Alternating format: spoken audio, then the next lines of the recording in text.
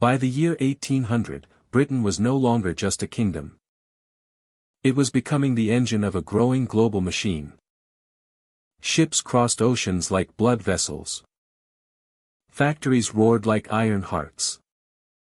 Markets around the world pumped wealth back into London. The British Empire did not rise only with soldiers and ships. It rose with money, trade, loans, taxes, and industries that changed the world forever. This is the story of Britain's imperial economy. How it was built.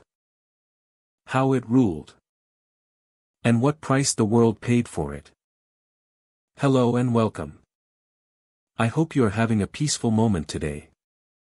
Thank you for joining me as we travel through time and uncover the true foundations of the British Empire. This journey is not only about victory or expansion. It is about merchants, factories, colonists, workers, and millions of ordinary people who felt the weight of the Empyrea's profit. Some became rich. Others paid the price with their land, labor, and futures. So before we begin, here is something to think about. Was the empire built on British wealth, or on resources taken from the lands it ruled? The seeds of Empire 1700 to 1760. The era begins with the sound of ocean wind and the quiet turning of ledgers in candlelit counting houses. Britain is not yet the world power it will become, but the transformation has already begun. Across port cities like London, Bristol, and Liverpool, merchants see beyond the horizon. They imagine a world connected by trade, shipping lanes, and opportunity.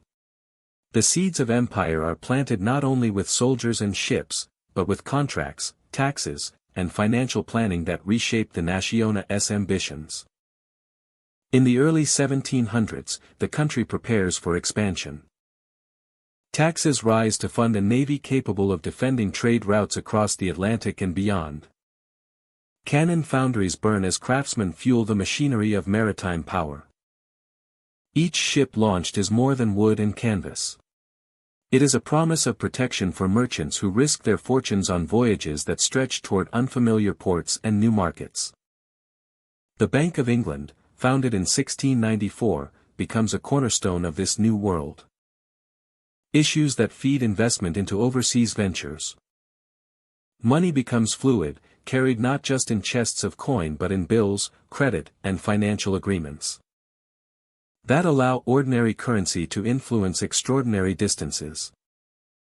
In this moment, money becomes a tool of empire as important as any musket or mast. Merchants and the crown become partners. The monarchy and parliament understand that global influence requires financial stability and maritime strength. Trade companies receive charters. Traders receive legal privileges. In return, the state receives revenue that strengthens its authority. The empire's rise is not accidental. It is structured, calculated, and reinforced with policy designed to encourage overseas expansion. Parliament passes laws to support trade, navigation, and taxation that link the fate of the homeland with distant shores. Goods from colonies must pass through British ports. Taxes are collected to fund infrastructure, fleets, and administration. Economic policy becomes strategy, and strategy becomes identity. Britain does not simply defend itself, it positions itself as a center of global commerce. The Empyrea's economy begins like a business with far-reaching ambition. Investors treat distant lands as opportunities worth financing. Tea, sugar, tobacco, cotton, and spices become more than commodities. They become symbols of status, wealth, and influence. The future feels like something that can be built with calculation and courage. But ambition carries a cost.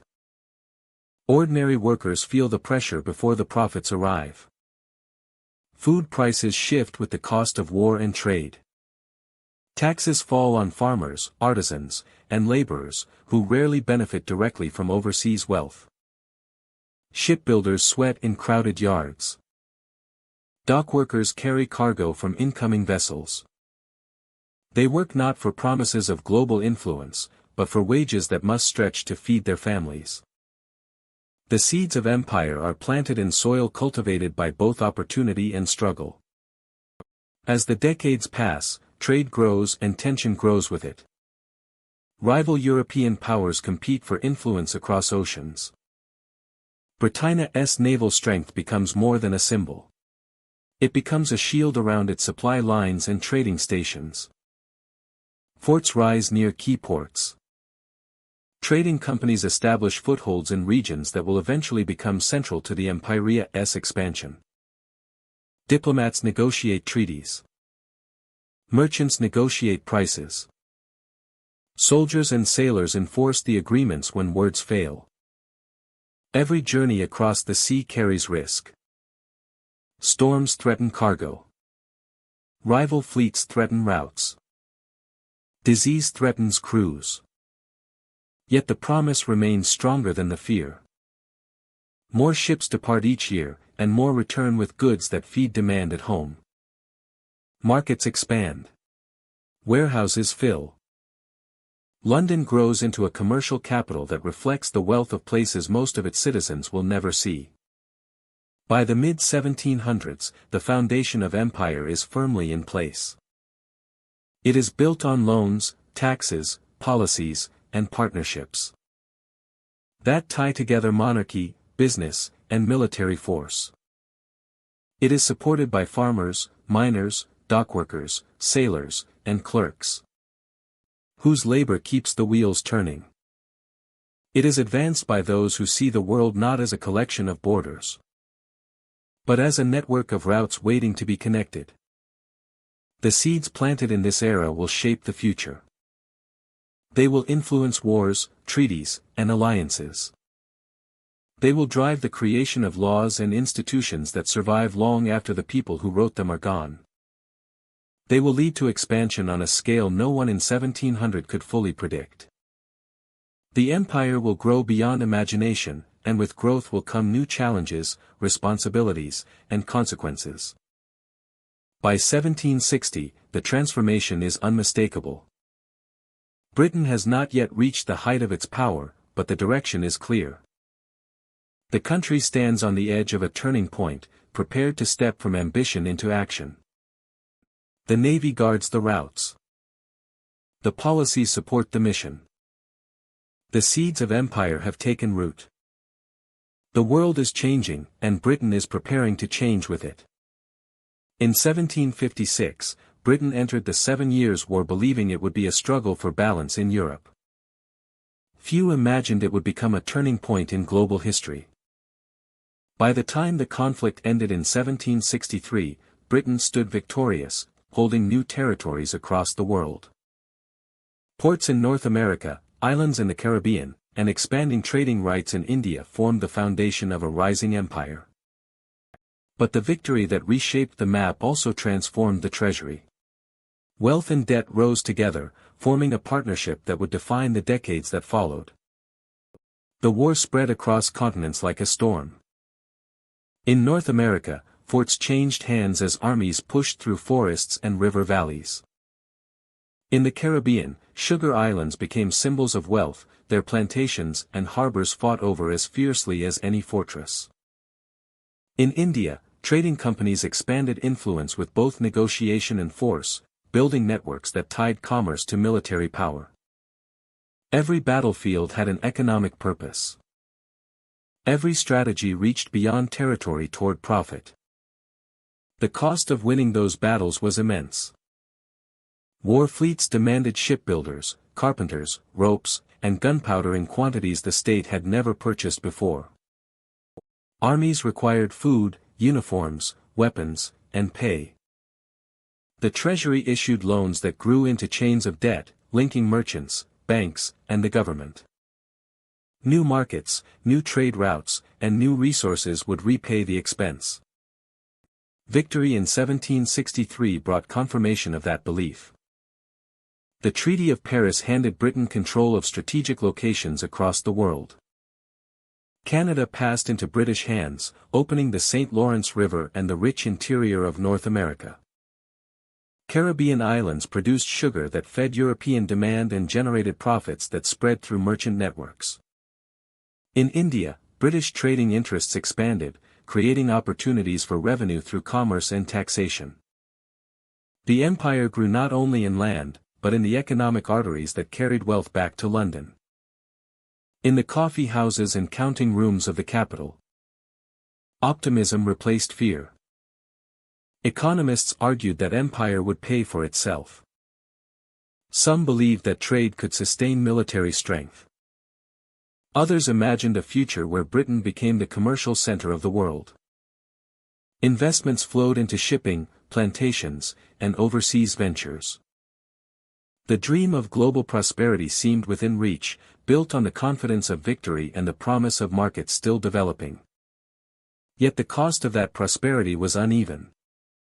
While merchants and investors profited from new trade, ordinary households faced higher taxes imposed to manage wartime debt. Goods became more expensive. Local communities contributed to maintaining fleets that rarely benefited them directly. Wealth concentrated in certain hands, while responsibility spread across many. The financial structure of empire depended on imbalance. The more distant the profit, the closer the cost felt at home. In the colonies, expectations differed. British officials looked to North America for revenue, believing the war had been fought partly for colonial security. Taxes were introduced on trade, documents, and goods. To London, this was logical. To colonists, it felt like a burden imposed from afar. In the Caribbean, plantations generated immense wealth, but much of it flowed outward rather than building local prosperity. In India, British influence in trade became tied to political authority, creating new tensions that would grow in years ahead. Even so, the opportunities were real. New harbors filled with ships carrying sugar, tobacco, textiles, and spices. London banks expanded. Insurance businesses formed.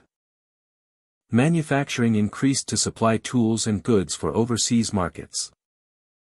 For the first time, Britain felt like the center of a system that stretched across oceans, powered by trade rather than territory alone. But this system was fragile. Its success depended on continuous control, steady naval power, and political stability in distant regions. Protecting trade routes required fleets that the treasury struggled to fund. Administering new lands required officials, soldiers, and infrastructure that demanded continuous investment. The empire produced wealth. Yet maintaining it consumed wealth at the same time. A paradox formed. Prosperity and pressure advanced together. By the end of the decade, ministers confronted a question without an easy answer. Could the empire sustain itself, or would its financial weight pull it down? The war had proven that victories could expand influence. It also proved that victories could create obligations as large as the territories they delivered. The global map changed, and with it the economic identity of Britain. The country no longer fought simply to win. It fought to afford what it had already gained. Behind every account book lay stories of people who experienced the consequences directly. Sailors who braved Atlantic storms so that sugar could reach European markets. Workers in British ports who relied on trade yet paid higher prices for basic goods. Farmers in North America whose exports faced new taxes. Families in London who felt the quiet pressure of national debt on daily life. Some saw the empire as an engine of wealth. Others saw it as an inheritance of cost. As the 1760s progressed, optimism remained, but certainty faded. The empire was capable of producing extraordinary riches, but those riches required constant support. The war had created an economy of potential rather than completion. It was a beginning, not a conclusion. The wealth of empire was not a treasure already secured. It was a promise that demanded continued effort, continued spending, and continued control. The 7 Years' War ended in 1763 with Britain stronger than ever before. New markets, new ports, and new trade routes formed the backbone of a rising imperial economy. But the rewards came with responsibilities that could not be ignored. Debt increased, but so did opportunity. Economists in London believed that empire would pay for itself. Yet that wealth did not fall evenly. The cost spread across lives, lands, and generations. War had created fortune, but it had also created obligation. The empire was richer. But it was also heavier.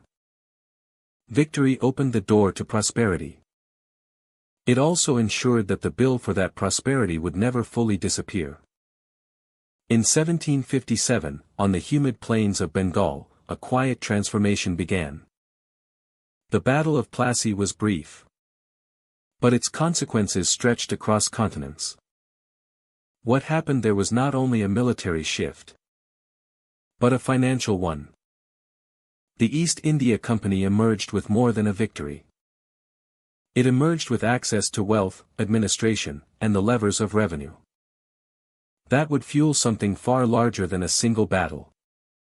Bengal had long been known as one of the richest regions in Asia. Its river valleys fed fertile land.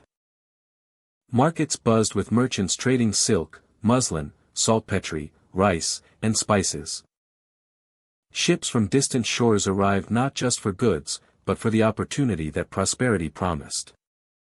Before 1757, Bengal was a center of commerce. After Plassey, it became the center of calculation. The company understood that ruling territory required more than soldiers. It required income. It required the ability to take taxes, to administer land, and to redirect wealth. In the aftermath of Plassey, the company acquired the right to collect revenue, and with that right came power. Armies could be hired. Officials could be paid. Fleets could be constructed. The treasury of Bengal became the engine of expansion. Collectors traveled through towns and villages with ledgers in hand. Measured fields, calculated yields, and set demands. Payments were recorded and carried not only to local stores, but into accounts that stretched across oceans. The money gathered in Bengal flowed outward. It funded ships that patrolled sea routes. It supplied regiments that marched across India. It supported diplomacy and trade from the Arabian Sea to the South China coast. For the people who lived there, the shift was felt in every season. The monsoon that once signaled routine harvests now signaled assessments. Crops were weighed not only by farmers, but by administrators. Where prosperity had once been shared among local networks, it now fed a system that reached beyond the subcontinent. Land became a balance sheet. Labor became revenue. Wealth that had once stayed in Bengala's markets began to move toward distant capitals. Salaries for European officials no longer came from London. They came from Indian revenue. Armies hired in India were paid with Indian funds. Even diplomatic missions, trade outposts, and fortifications beyond Bengal leaned on this flow of resources. Even diplomatic missions, trade outposts, and fortifications beyond Bengal leaned on this flow of resources. This single shift altered the future of the empire. Before 1757, the company was a trading corporation. After 1757, it evolved into a territorial authority. With financial muscles stronger than many kingdoms. It could purchase influence. It could negotiate from a position of wealth. It could expand through ledgers as much as through battle. The new system connected fields, factories, and fleets. Income from land taxes paid for the ships that carried those goods. The more revenue gathered, the more influence the company gained. The more influence it held, the more territory it acquired. It was a cycle with no natural break. By the 1760s, observers began to understand that a turning point had occurred. The center of gravity shifted. The empire no longer leaned on London alone. It leaned on India. Decisions made in distant boardrooms were supported by coins collected in Bengal's countryside. What began as victory in a single battle became the financial pivot of a global project. The treasury of Bengal funded more than administration. It funded ambition. It supported the construction of forts on the coast. It maintained garrisons in strategic towns. It allowed the company to outspend rivals in Asia and outmaneuver competitors in trade. Control of revenue became control of destiny. The change was not immediate, but it was unstoppable. New treaties altered the structure of authority.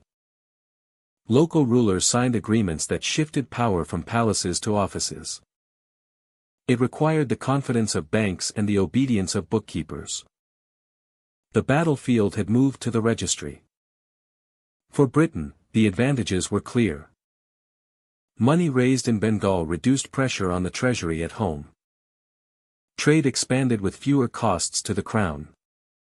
Expansion came with reduced financial risk. Each year, fragments of Bengala's wealth joined the currents of empire. That flow carried the fleet, funded campaigns, and cemented influence. Without Bengal, expansion would have faltered. Without Bengal, fleets would have thinned. Without Bengal, the company would have remained a merchant, not a governing force. By the end of the decade, a new truth had settled into place. The empire's fortunes rested on a treasury thousands of miles from London. Bengal's accounts became the foundation of imperial confidence. As long as revenue continued, expansion would continue. As long as revenue flowed, ambition would flow. In that sense, the turning point of 1757 was not only a moment of victory. It was the beginning of dependence. A quiet shift in a humid field became the financial hinge of history. The outcome of one battle altered the architecture of empire. And from that year forward, the story of British expansion was tied to the coins collected in Bengala's markets and fields. It was no longer a trade relationship. Had become a source. The treasury of Bengal was the turning point. And everything that followed carried its weight. Factories and fortunes rise together as Britain enters the age of industry. Steam engines roar to life. Coal smoke drifts above rooftops. Rivers once quiet now turn water wheels and drive mechanical power. This is not a gradual change. It is a transformation that reshapes society, wealth, and the world beyond Britain's shores. Handcraft gives way to machinery. Work that once required skilled laborers and long hours at wooden benches now moves to iron frames driven by gears and pistons. The heartbeat of industry becomes the engine. It is loud, relentless, and always hungry for fuel. Steam replaces muscle. Factories replace workshops. Production accelerates beyond what any generation before could imagine. Coal mines expand to meet demand. Deep shafts are cut into the ground across Wales, Yorkshire, and the Midlands. Men descend into darkness with pickaxes and lamps, carving out the very energy that keeps the machines alive. Each load of coal becomes steam. Each engine of steam becomes movement. And each movement becomes profit. Coal is wealth in its rawest form, but it comes from hard labor and risk far from the counting houses where fortunes are tallied. But it comes from hard labor and risk far from the counting houses where fortunes are tallied. Far from the counting houses where fortunes are tallied. Steam engines spread across the country. In Manchester, factories rise beside the canals. In Birmingham, metalworks glow red from furnace heat. Smoke marks the sky like a banner of progress. Trains and barges carry goods between industrial centers. Cotton thread. Metal tools. Finished cloth. Instruments of trade travel through new networks that bind towns and cities together like veins in a living body of industry. Inside the textile mills, machines hum and rattle. Vast halls filled with spinning frames twist raw cotton into thread. Looms weave the thread into cloth with mechanical precision, producing more in one day than a traditional workshop could in weeks. The floors vibrate with the rhythm of production. Workers tend the machines, keeping the fibers feeding smoothly, the belts aligned, and the gears oiled. Without constant attention, the system falters, and the line of movement breaks. But industry cannot survive on machinery alone. It needs resources. It needs input. It needs the wider world. The empire becomes more than a political structure. It becomes a supply chain. India provides cotton. Ships carry bales across the sea. Through docks and customs houses. Into warehouses. And finally to the mills of Lancashire. From these fields overseas to the factories at home. A single thread connects continents. Cotton becomes cloth. Cloth becomes profit. Profit becomes investment. Strengthening the economic engine. That demands more with every year. Africa offers minerals and raw materials that drive the metalworks of Birmingham. Copper, iron, and other resources arrive in British ports, destined for foundries where they are melted, hammered, shaped, and formed. They are melted, hammered, shaped, and formed into tools, rails, and machinery. Tools, rails, and machinery emerge from the furnaces, ready to return to the empire or sell to markets at home. These metals do not just build factories. They build infrastructure. They build weaponry. They build the means to expand trade and influence. The Caribbean supplies sugar, a commodity that feeds both domestic demand and export markets. Sugar reaches Britain in barrels and crates, traded and taxed, processed and sold. It supports shops, taverns, and bakeries. It becomes part of daily life, so common that its global origins are seldom considered by those who consume it. Behind the sweetness lies the structure of imperial supply that keeps the economy running. Together, these lands form a network that fuels industrial Britain.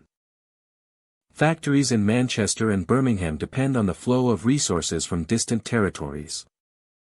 Without cotton, textile mills stop. Without minerals, furnaces cool. Without sugar and trade revenue, merchants cannot invest and banks cannot grow. Machines would fall silent. Chimneys would no longer smoke. The rhythm of progress would break. As industrial fortunes grow, cities expand. Streets fill with carts, trams, and crowds moving to and from the mills. New neighborhoods rise to house workers. Some areas prosper, their streets lined with shops and brick townhouses. Others struggle, cramped and uneven, where wages are low and hours long. The benefits of progress are not equal. They flow upward, toward the owners of mills and mines, toward merchants and investors who see industry not as sweat or strain but as numbers on a ledger. The empire becomes the backbone of economic growth. Trade routes extend like arteries from London to ports around the world. Navy ships protect sea lanes. Administrative systems ensure goods move under British rules. Markets expand for finished products. Cloth manufactured in Manchester might find buyers in Africa or Asia. Metal tools forged in Birmingham might be sold in Canada or Australia. Each sale strengthens the system. By 1830, the transformation is unmistakable. Britain stands as the center of a global economic network driven by machines. Steam engines pump water from mines, turn factory wheels, and power transportation. Coal becomes the invisible foundation beneath every industrial success. Cotton, minerals, and sugar circulate through the system, connecting industries to lands far beyond the British Isles. Factories and fortunes rise together, bound by trade and powered by extraction. And yet, beneath the wealth and advancement lies a truth that shapes the century to come. Industrial progress depends on the continuous flow of material from places that do not share equally in the profits. Colonies supply resources but do not guide the system. Workers labor to keep machines running but see only a fraction of the wealth they produce. This imbalance becomes one of the defining features of the age. Factories and fortunes are built brick by brick, bale by bale, shipment by shipment. They rise not in isolation but in connection. The Industrial Revolution does not belong only to Britain. It belongs to the world that supplied it. The story of industry is also the story of trade, expansion, and the networks that carried resources across oceans. Without the empire, the engines would slow. Without global supply, the machines would stop. The Industrial Revolution becomes not just a period of invention, but a system built on movement, exchange, and dependency. The gears turn. The furnaces burn. The factories grow. And behind it all stands the constant demand for more. Factories and Fortunes, 1760 to 1830. The age when steam and empire moved as one. The Atlantic world of the 18th century moved like a vast engine of commerce. Between 1700 and 1807, the ocean became a highway of profit. Ships crossed from Britain to West Africa, to the Caribbean, and back again, forming routes that would come to be known as the triangular trade. Each voyage carried more than cargo. It carried the foundations of wealth that would change cities, industries, and nations. Plantations in the Caribbean produced sugar, tobacco, coffee, and later cotton. These goods flowed into British ports, where merchants turned them into fortunes. Warehouses stacked with barrels of sugar lined the docks. Tobacco leaves hung in storerooms like brown sails waiting for the wind. Markets brimmed with imports that reshaped tastes and daily life. Sweetened tea became a symbol of comfort and status. Tobacco became habit and culture. Behind these everyday luxuries lay complex systems of forced labor and exploitation. Merchants in Liverpool, Bristol, and London financed voyages. Banks and insurers calculated risks and profits. Investment companies grew in size and influence. Money traveled as quickly as the ships themselves, pouring into stock exchanges and counting houses. Profits from the Atlantic world helped build docks, streets, and civic buildings that still stand in these cities today. Behind the stone walls and grand facades are histories written in ledgers, contracts, and trade accounts. On Caribbean plantations, labor drove production. Under the harsh systems of the time, enslaved people were forced to work in cane fields. They produced the goods that fed the Atlantic economy. But the wealth generated did not belong to them. That wealth traveled across oceans, into British coffers, and into the hands of investors. It paid for mansions, universities, and public works. It shaped cultural institutions and commercial networks. In the process, it reshaped the modern world. In West Africa, coastal kingdoms and trading posts became entangled in an international market.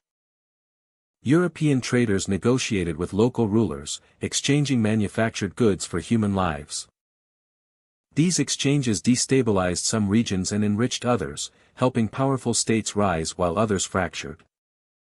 It was a system driven by profit, and that profit reached deep into the heart of British commerce. By mid-century, the scale of the trade had expanded. More ships were built. More plantation land was cultivated. Sugar refineries in Britain worked day and night, their chimneys clouding the sky. Investors boasted of returns. Politicians debated regulation and morality. In the background, the human cost continued to grow, buried beneath the language of economics and trade. As the 1700s progressed, voices began to rise in opposition. Activists, writers, and religious groups challenged the system. Testimonies and petitions reached Parliament. Debates echoed through government halls. The abolition movement gathered strength. It demanded change not through violence, but through advocacy, campaigning, and exposure of the truth. The struggle took years, and its victories came one step at a time.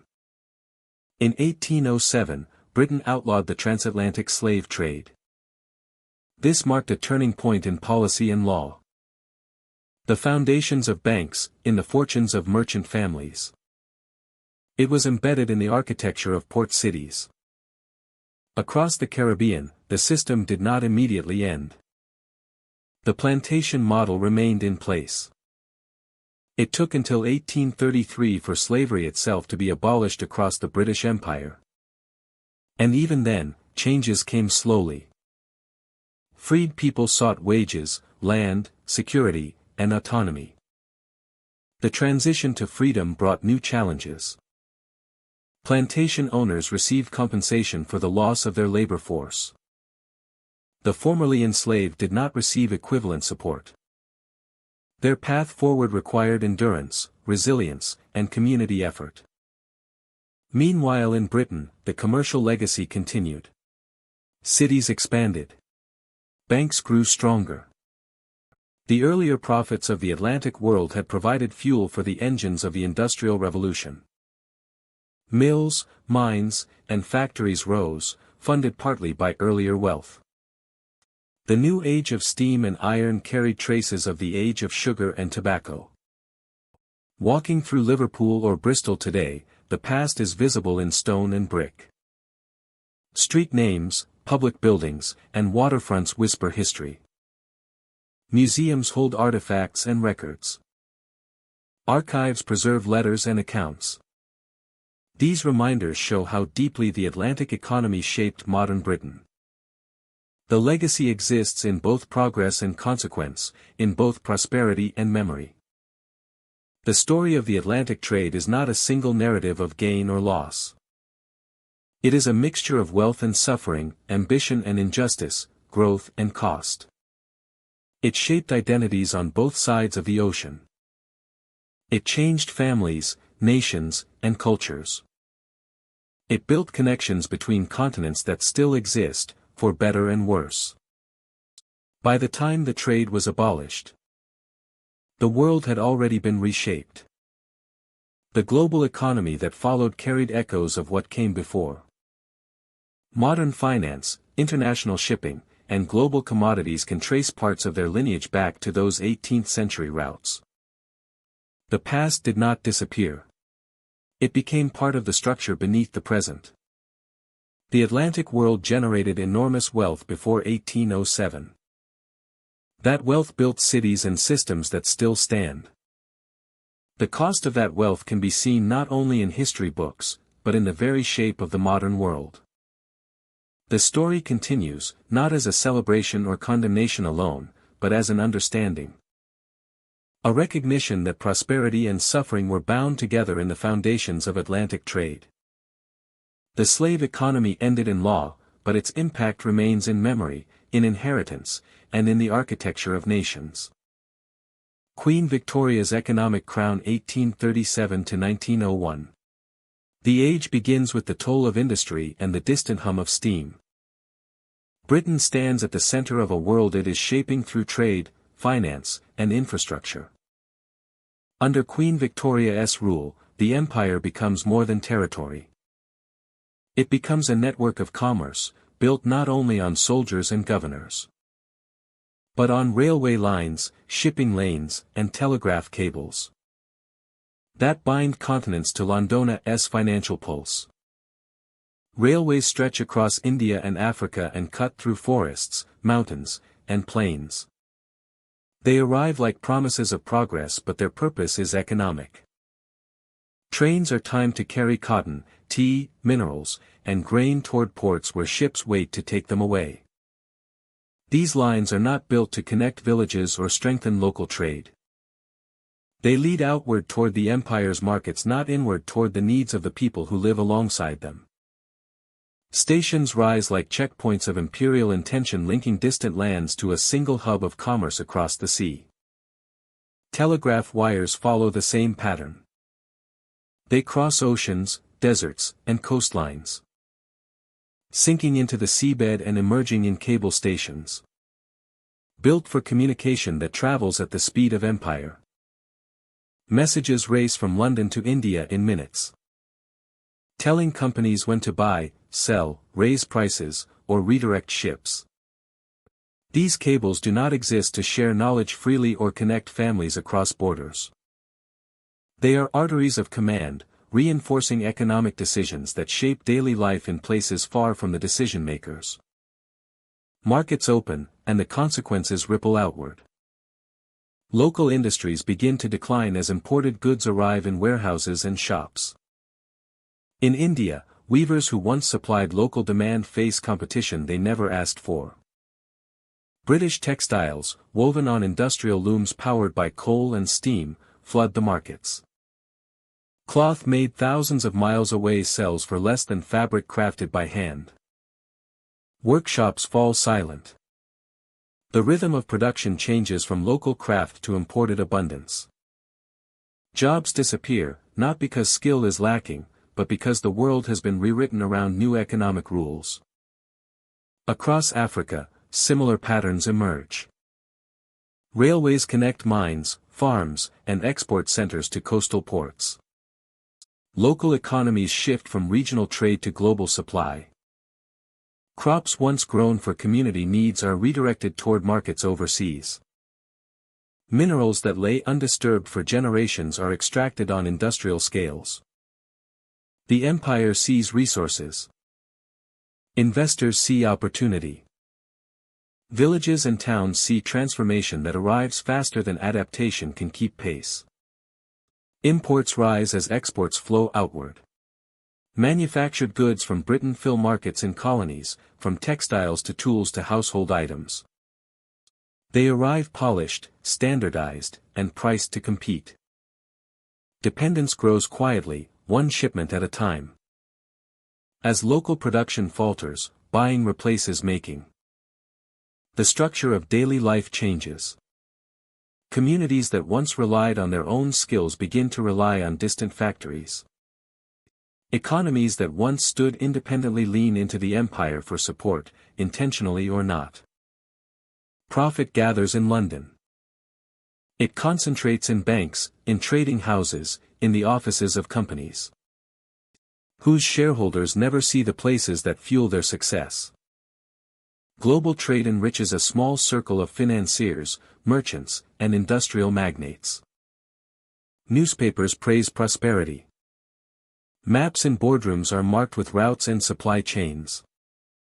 The empire becomes a system, calculated and balanced like an account book. Meanwhile, change unfolds across the colonies in ways that cannot be captured in the ink of reports.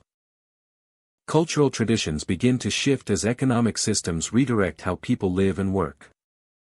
Carpenters, farmers, smiths, and artisans encounter markets shaped by decisions far beyond their reach. Some adapt to the new realities. Others resist or endure, holding to what they can. Progress arrives unevenly, benefiting some while costing others a way of life they once understood. Infrastructure becomes both tool and symbol. Railways promise connection but control movement. Telegraphs promise communication but centralize authority. Shipping lanes promise trade but limit choice. What looks like development often carries conditions. What is described as modernization often follows predetermined paths. The Empyrea's influence is not only in flags and borders, but in prices, supply chains, and economic expectations that remain long after political changes come. By the late 19th century, Victoria's empire reaches its height in territory and trade. Ships leave British ports daily, heading toward colonies on every horizon. They return loaded with the wealth of landscapes transformed by policy and industry. The empire presents itself as a champion of progress, yet progress comes with uneven footing and unanswered questions. For those within Britain, the era feels like triumph. City skylines grow with smokestacks and factories. Rail terminals fill with passengers and freight. Telegraph offices flicker with constant traffic. The stock exchange thrives. For those across the empire, the era feels like transition. Uncertainty and adjustment to forces they did not choose. When Queen Victoria's reign ends in 1901, the structure she oversaw stands firm. Trade routes remain. Railways remain. Telegraph lines remain. So do the patterns of dependence that came with them. The economic crown she wore is not made of gold and jewels. It is made of markets, supply chains, and the belief that the world can be organized from a single center. The era closes with a quiet understanding. Profit for London. Change for the colonies. The story of the Victorian Age is not just the story of a monarch or a nation. It is the story of how economics can shape empires, and how empires can shape the world. A quiet understanding. In the final decades of the 19th century, the map of Africa became central to global strategy. Between 1880 and 1914, Britain looked south and north across the continent and saw more than distant lands. It saw resources, trade routes, and the foundations of economic power. Africa was no longer an edge of empire. It was a key that unlocked wealth and influence. The decisions made there would shape not only the future of the continent, but the ambitions of an empire that believed its strength depended on what flowed in from overseas. Britannia's interests began with geography. The Suez Canal, opened in 1869, cut a path through the desert and connected the Mediterranean to the Red Sea. What had once required weeks of sailing around Africa became a journey measured in days. The canal shortened the route to India, the crown's most valuable possession. Steamships carrying goods and troops could now reach Asia faster and more efficiently.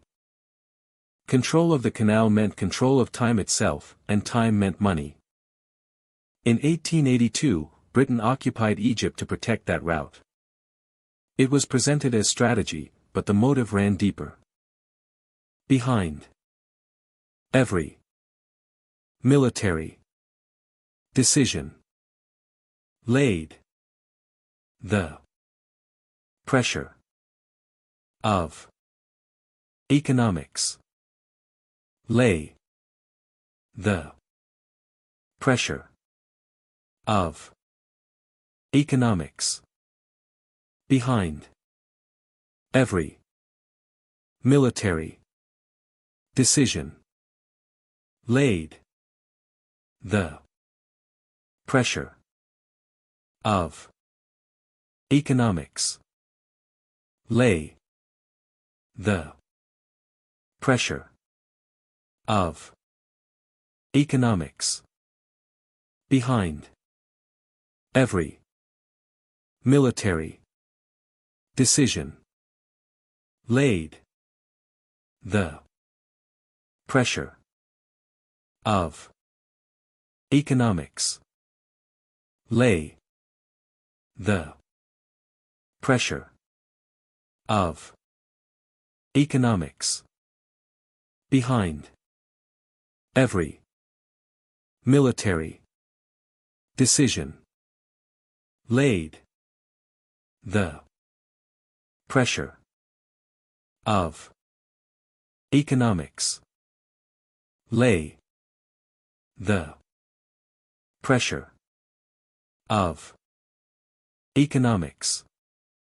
Behind every military decision laid the pressure of economics. Lay. Egypt became more than a passage.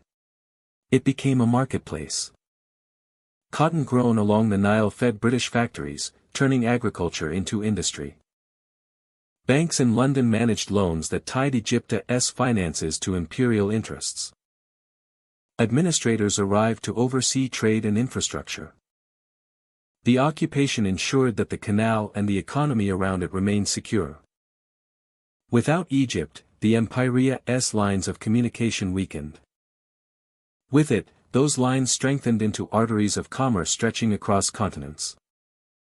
Far to the south, another form of wealth influenced imperial policy.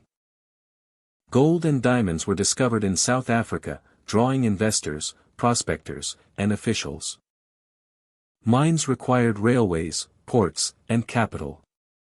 British businesses poured money into the region, convinced that underground wealth could fuel industrial expansion at home. Every shipment of ore became a symbol of economic promise. The resources of southern Africa were measured not only in metal, but in the belief that national power could be built beneath the soil. As British influence grew, so did infrastructure. Railroads stretched from ports to mines and from riverbanks to markets. These lines did not simply transport goods. They redirected economies. They altered patterns of life. Regions that had once produced for local needs now fed distant markets. Trading companies operated fleets that linked African raw materials to British factories. Cotton, minerals, and agricultural goods traveled north across oceans while manufactured products returned south. It was a loop of supply and demand shaped by imperial priorities. By the 1890s, competition intensified. European powers laid claims across the continent, dividing territories with lines on maps that rarely matched the realities of the land. The scramble for Africa was driven by ambition, but also anxiety. If Britain did not control key regions, rival empires might. Securing territories became a form of economic insurance. Territories in East Africa protected routes toward India.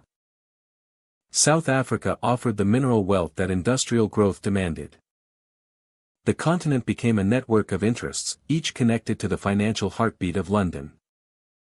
This expansion reshaped Britannia's self-image. At home, commentators spoke of destiny and global responsibility. In offices and stock exchanges, the conversation was more practical. Profit margins, shipping costs, and railway investments guided policy as much as politics. Those calculations influenced decisions across the map, from diplomatic negotiations to military deployments. Economists argued that imperial commerce supported employment, trade, and national stability. Those calculations influenced decisions across the map, from diplomatic negotiations to military deployments. The impact of these choices reached far beyond financial statements. Roads, ports, and telegraph lines changed patterns of settlement. Cities expanded around rail junctions. Coastal towns grew into hubs of commerce. Local economies became linked to international markets. The transformation of Africa into a cornerstone of imperial economics carried consequences that extended into everyday life. By the early 20th century, the British Empire's presence in Africa was not simply territorial. It was structural. It existed in the mines that produced industrial wealth, in the plantations that fed distant markets, and in the canal that shortened the path to Asia. The Empire's strength did not rest in a single resource, but in the network that connected them. Africa provided gold, cotton, markets, and strategic pathways. Each piece depended on the others. On the eve of the First World War, the importance of Africa was clear. Britannia's global power was not only measured in fleets and fortresses, but in supply chains and trade routes. The Suez Canal ensured access to India. Egyptian cotton fueled factories. South African minerals supported industry. East African ports formed stops on the route to distant colonies. Africa was not an accessory to imperial planning. It was one of its pillars. Between 1880 and 1914, the decisions made in boardrooms, ministries, and military offices shaped the economic foundations of empire. Some believed this system would last forever. Others sensed that its weight might eventually outgrow its stability. What is certain is that Africa became more than a territory on a map. It became a crossroads of strategy and ambition, a place where the pursuit of wealth shaped policy, and where the pursuit of power depended on economics as much as arms. The importance of Africa was not hidden. It was visible in every ship that passed through Suez. Every bale of cotton sent north. Every crate of gold loaded for transport. And every railway that cut across the land. Africa stood at the center of imperial economics, holding a place that would define the course of global history. A World at War 1914 to 1918. In the summer of 1914, the world changed in an instant. What began as a regional crisis spiraled into a conflict unlike anything the modern age had ever seen. Europe mobilized with urgency. Trains carried troops toward the front lines, and factories awakened with the sound of machinery.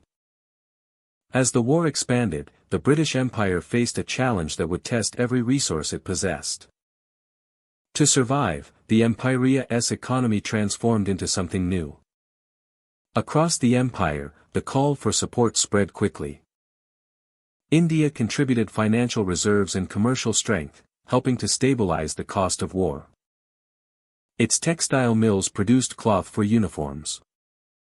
Its farms supplied food and grain to feed armies stationed thousands of miles away. In workshops and offices, administrators organized the flow of money that would sustain Britannia's military commitments. Canada stepped forward with steel, weapons, and industrial output. Factories in Ontario and Quebec supported the production of artillery shells and equipment. Wheat and livestock from the Canadian prairies crossed the Atlantic in convoys. Their ports became staging points, their resources becoming essential to British command. Australia and New Zealand followed suit, providing both material goods and manpower. From Africa came minerals, timber, and labor. Colonial administrations gathered the materials needed for transport, communication, and engineering. Roads and railways built before the war suddenly gained new strategic purpose. They allowed supplies to move from interior regions toward coastal shipping hubs. Every shipment became part of a chain that linked the empire to the war front. In Britain, daily life transformed under the weight of conflict. Ships were diverted to military use. Men enlisted in large numbers. Families rationed food and coal. Streetlights dimmed during air raid precautions. The economy no longer moved at the pace of peace. It moved at the pace of necessity. The treasury faced demands larger than any previous conflict. Borrowing increased. Overseas investment declined. The financial stability that once supported the empire began to strain. The war did not simply consume resources. It reshaped them. Farmers adjusted their crops to wartime needs. Factories retooled machinery. Women entered industrial and administrative work in greater numbers, sustaining production while so many were away at the front. Cities that once thrived on trade and commerce now bent toward military requirements.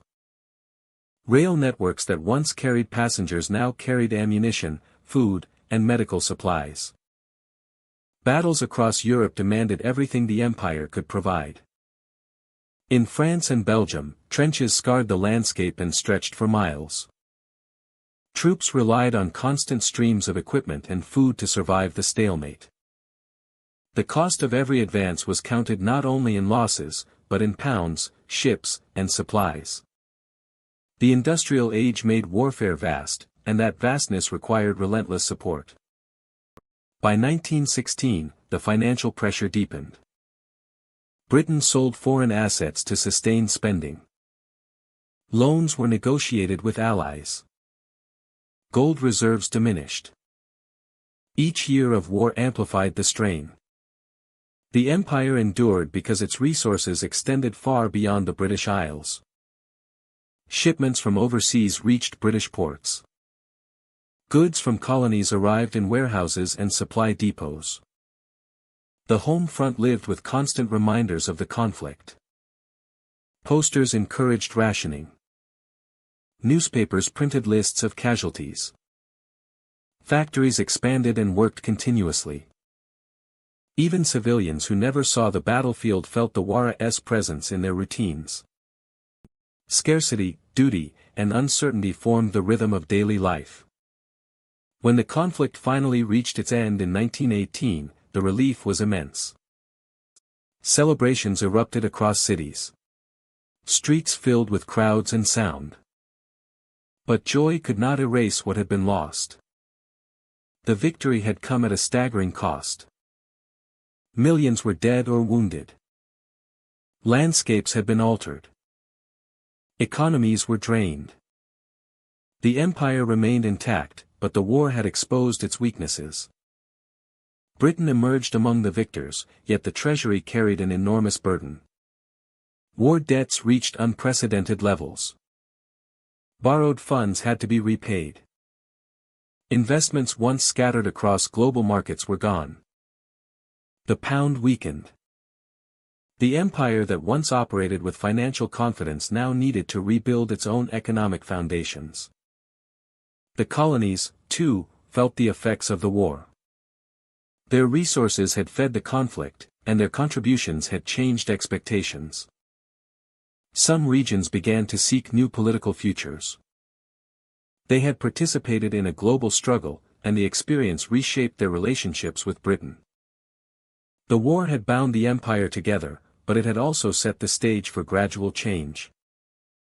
From 1914 to 1918, the empire proved that it could muster the manpower, material, and money required to survive a conflict of unprecedented scale. But the cost of that survival was lasting. The age of unquestioned financial dominance had ended. The empire still existed, yet it was no longer supported by the same strength as before. A world at war had demanded everything. And when the guns finally fell silent, the world that emerged was not the world that had entered the conflict. Victory had been won. But a new era had begun. Britain remained an imperial power. But it was no longer financially unchallenged. The future would be shaped by the debts left behind. Collapse of the old system begins in 1939. The empire stands at the height of its territory, but the foundations beneath it are weakening. War arrives, not as a distant event across oceans, but as a force that reaches directly into the heart of Britain. The old economic backbone begins to snap under the strain. Britain enters the Second World War with industry, naval power, and global reach, but the price of survival grows heavier with every passing month. The treasury empties to pay for weapons, munitions, ships, and supplies. Loans stretch across the Atlantic. The economy is bent toward war production, not profit. Domestic life transforms as rationing tightens and the workforce expands into every available corner of society. The empire still stands, but the cost of holding it becomes unbearable. Bombing raids pound major industrial centers. London burns in the night. Liverpool loses docks that once connected Britain to the world. Coventry, a city of factories and machinery, is reduced to twisted metal and broken streets. Each blast is more than destruction. It is a setback to the very system that powered the empire for decades. Factories that once manufactured goods for trade now struggle to rebuild even as they continue producing for war. The old world of commerce does not vanish all at once. It cracks slowly, pressure building, structure failing. Meanwhile, the global network that long sustained the empire begins to collapse. Trade routes that once carried rubber from Malaya, tin from Southeast Asia, and goods from India are threatened or cut off entirely. Japanese forces advance rapidly across Asia, seizing territories that were once considered untouchable. Hong Kong falls. Burma follows. And then, in 1942, Singapore falls. It is a moment that shakes the empire to its core. For decades this city had been presented as the symbol of British power in the East, a fortress that could not be taken. Its loss Reveals. A. Truth. Long. Hidden. Beneath. Confidence. And. Ceremony. Cannot. Guarantee. Its. Security. Cannot. Guarantee. Its. Security. Cannot. With Singapore gone, the route to India and the Pacific becomes unstable. Supply chains break apart. Shipping lanes grow dangerous.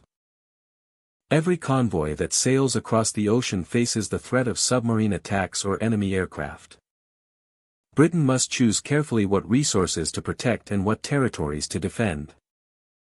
Even victory at sea can feel hollow when the costs outweigh the gain. Across Europe, the fight continues. Armies battle on land while factories struggle to supply them. Britain does not collapse, but it survives only through constant sacrifice.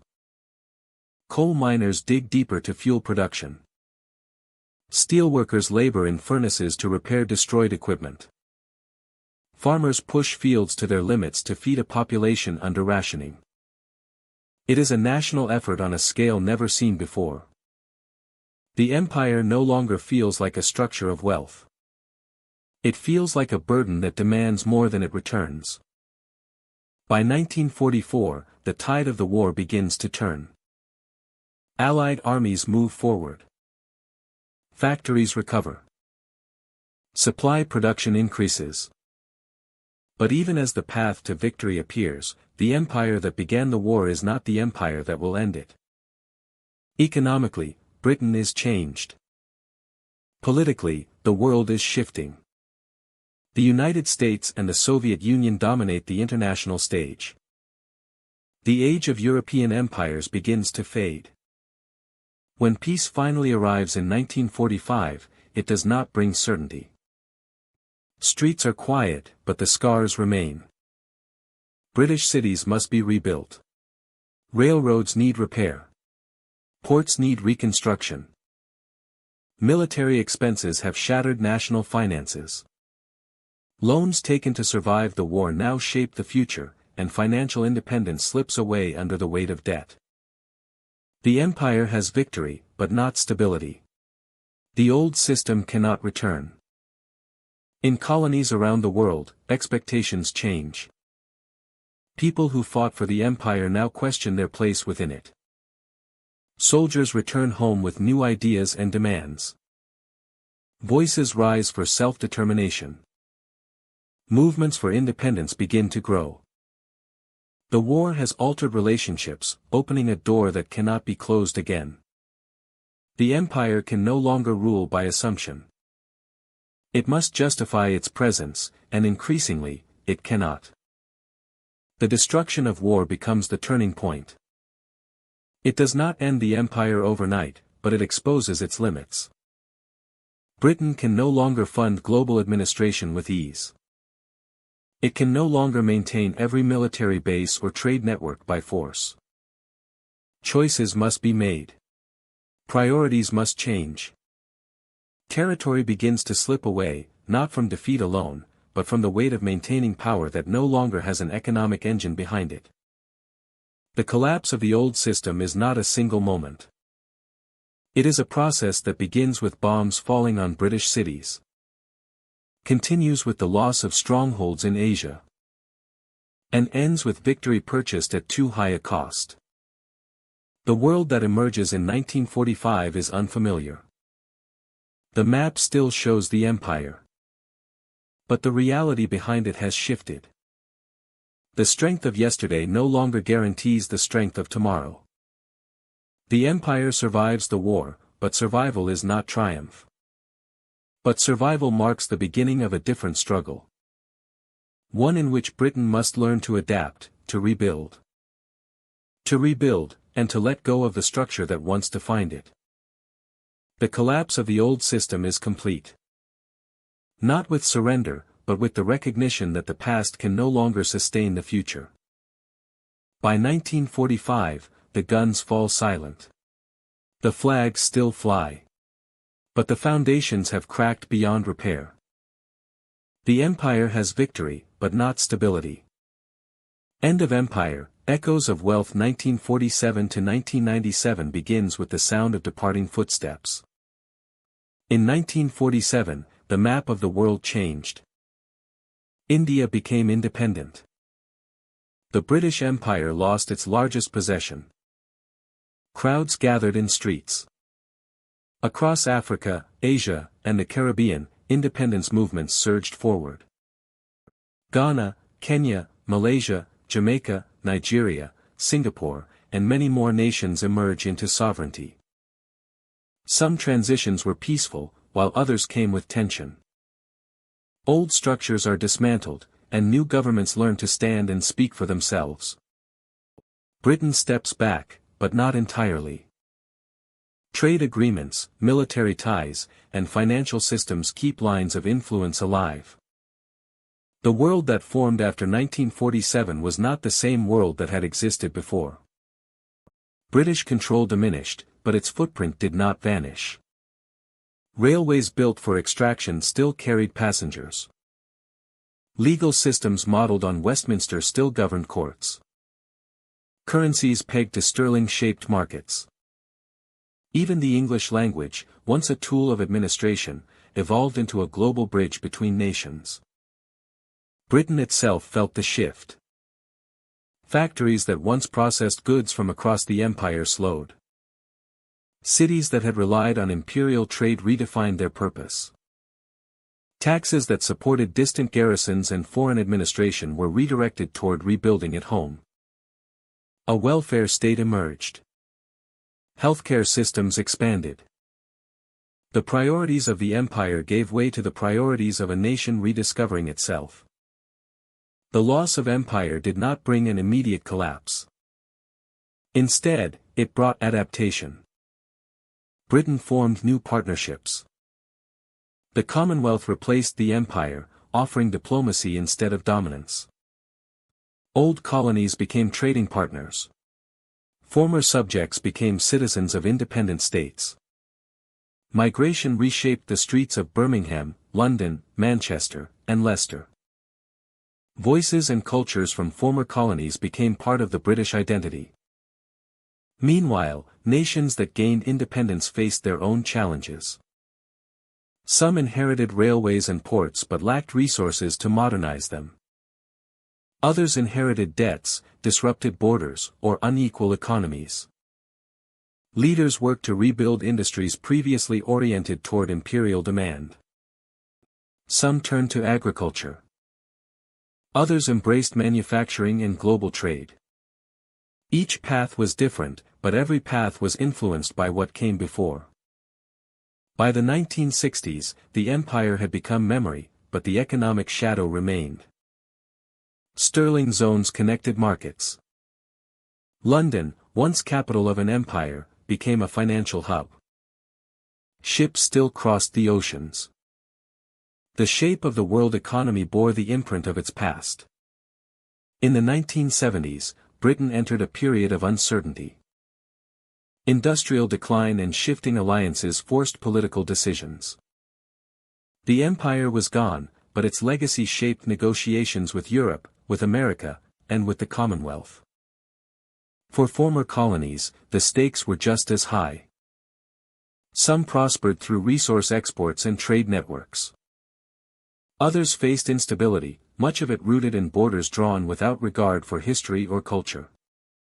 In classrooms from Lagos to Delhi, from Kingston to Kuala Lumpur, history lessons reminded students that independence was not just a date but a process. Infrastructure built for empire required transformation.